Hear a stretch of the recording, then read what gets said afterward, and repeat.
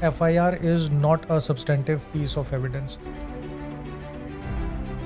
It is just a procedural step and which puts the entire prosecution or the state case into motion. The criminal justice system starts working after registration of the FIR. The informant or the witness can come to the court and state, look, the FIR was registered like 6 years back, I don't remember the contents. In that situation, the witness gets a right to go through the contents of the FIR to refresh his memory. In this case, the Supreme Court mandated that in case of commission of a cognizable offence, it is imperative for the police to register the FIR.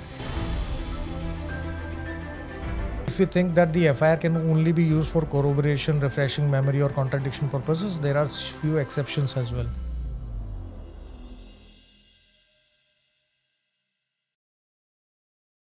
Whenever an offence is committed, most of the people will go to the police for registration of the FIR. And people think that it is a very important piece of evidence. But let me tell you, FIR is not a substantive piece of evidence. So in today's video, we are going to discuss the evidentiary value of the first information report as per Indian legal system. Now, interestingly, the FIR was not defined under CrPC. It is also not defined under the provisions of Bharatiya Nagarik Suraksha Sanhita. So what is the significance of the FIR?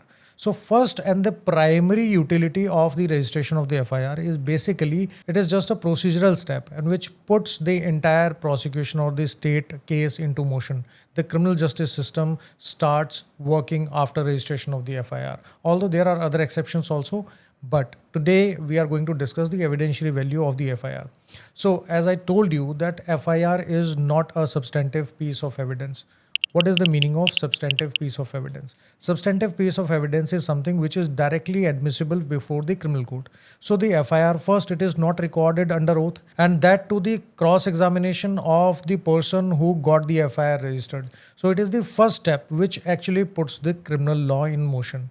So what would be the evidentiary value? So first would be the statement given by the informant to the police. So the FIR is basically the first statement. It can be oral, it can be in writing. If it is oral, the police is duty bound to write it down and give it a number as per their own state rules. So once the information related to the commission of a cognizable offence is given to the police is duty bound to register the FIR. Since it is just the statement signed and given by the informant or the complainant or the victim to the police, that means the informant has to come before the court and depose before the court, mentioning the registration of the FIR, the contents of the FIR. So first and the foremost use of the FIR is for the corroboration of the other supporting evidences or the testimony of the other witnesses. Second would be the contradiction purpose. So based on the contents mentioned in the FIR, the counsel for the accused or the accused himself gets the right to contradict the testimony of the witness who got the FIR registered. Another use of the FIR is for the informant to refresh his memory. So the informant or the witness can come to the court and state, look, the FIR was registered like 6 years back, I don't remember the contents. In that situation, the witness gets a right to go through the contents of the FIR to refresh his memory. Even in any case, whether he refreshes his memory or not, the accused gets an inherent right to contradict the testimony given by that witness before the court. Second would be to establish the identity of the accused or the witnesses, or it may be related to the time and place of the occurrence of the offense. In that situation also, the FIR plays a little role. But directly the FIR is not admissible. So the person who got the FIR registered again has to come, as I've already told you, come to the court and he has to depose related to the contents of the FIR, registration of the FIR. Now, if there is a delay in the registration of the FIR, in that situation, the counsel for the accused can always cross-examine and can point out before the criminal court stating that it is just an afterthought or there was a previous enmity between the accused and the complainant. Now, if you think that the FIR can only be used for corroboration, refreshing memory or contradiction purposes, there are few exceptions as well. One exception which is very important is the use of the FIR as a dying declaration. So the informant who gave the information to the police and based on his information the FIR was registered. The FIR, if it explains the circumstances of the death of the informant, in that situation, it can become admissible as a dying declaration under the provisions of Bharatiya Sakshi Adhiniyam. Now, there was a question a week back where somebody asked me, if the accused goes to the police and says, look, I'm confessing that I have committed an offense. So the confessional information given by the accused, if it turns out to be an FIR or the police register the FIR based on that confession, would that be admissible? And the answer is no. If the accused lodges an FIR and the FIR is purely confessional in nature, then the contents of the FIR cannot be admitted in evidence. But there can be other circumstances which are mentioned in the FIR also. For example, the non-confessional part. For example, let's say X shot Y and X goes to the police stating that I have shot Y and the Y has died basically. And I have hidden the pistol or the weapon of the crime at some place. So the confessional part is not admissible, but the recovery of that weapon based on that statement of the accused, that might be admitted, but there are other conditions also. Now, what is the use of the FIR then? FIR is generally used to explain the conduct of the informant or the accused or the witness. Before the commission of the offense, what happened? During the commission of the offense, what happened?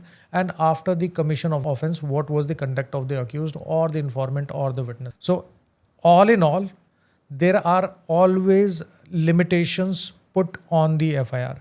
Now the FIR, once the informant comes to the court, the registration of the FIR can be challenged on few grounds as well. One of such ground or the challenge would be the delay in registration of the FIR.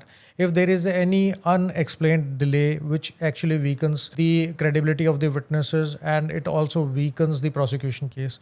So once there is a delay in the registration of the FIR, the court always is suspicious and because there are chances of fabrication.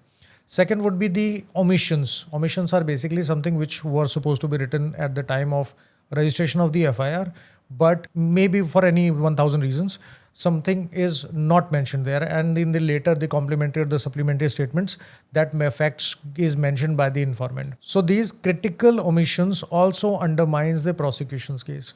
So the omissions which are related to, it may be related to the time of the commission of the offense, it may be related to the place at which the offense was committed, it may be related to the presence of the witnesses, it may be related to the kind of weapon which is used in the commission of the offense, and many other reasons. And I have also seen people challenging the registration of the FIR based on the motive or bias. So if there was, let's say, for example, there was an enmity between the accused and the complainant, or there was a previously filed civil case, and just to put pressure on the accused, some false FIR is being registered. In that case, the bias, motive, the existence of the previous cases, previous enmity, previous, ruckus or altercations, that can be pointed out against the maker of the FIR. Now, sometimes back, there was somebody who asked me whether the FIR can be used against the co-accused or not.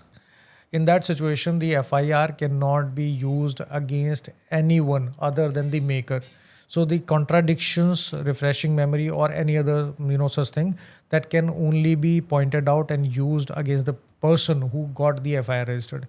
If you want to learn more about the FIR and the registration of the FIR, there are few case laws also. So the one case law would be Lalita Kumari versus State of UP. It was a case in Supreme Court in 2014. So in this case, the Supreme Court mandated that in case of commission of a cognizable offense, it is imperative for the police to register the FIR.